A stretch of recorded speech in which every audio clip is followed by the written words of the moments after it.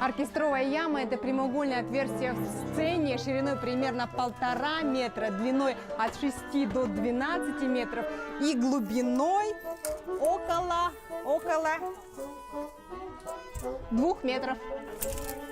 Это из акустических соображений, поскольку вообще с физикой связан момент, что воздушные потоки и вообще и звук в том числе, это тоже поток, волна, он идет снизу вверх. Оркестровая яма всегда открыта, когда в ней находятся музыканты.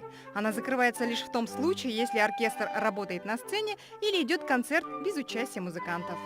Как оркестр сверяется с тем, что происходит на сцене? Для этого у нас есть дирижер, наш руководитель, который нам все показывает. Для этого он там стоит. Он видит все, и то, что происходит на сцене, и то, что происходит в яме непосредственно. Он должен слышать все, и всем этим процессом руководит дирижер непосредственно. Во время выступления музыканты, находящиеся в яме, облачаются во все черное.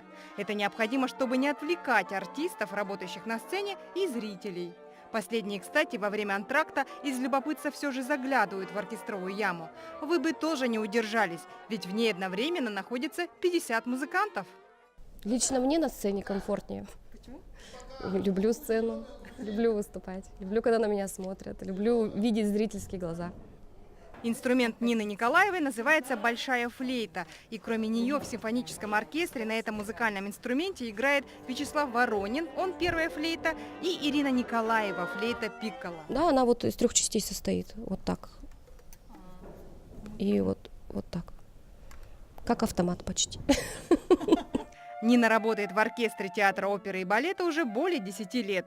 Она приступила к службе сразу же после окончания Уральской консерватории.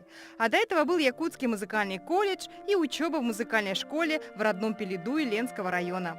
А появилась флейта в жизни Нины, когда ей еще не было 7 лет. Я затерла до дыр пластинку, которая называлась «Телетайп 4».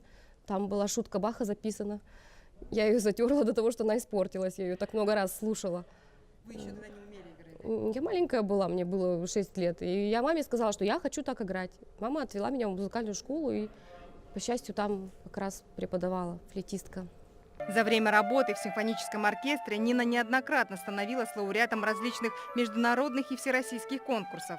А созданное ею трио, состоящее из флейты, скрипки и виолончели, в прошлом году заняло 1-е место в престижном музыкальном конкурсе «Таланты России». А нынче весной троицы уже ждут на гала-концерте в Ницце.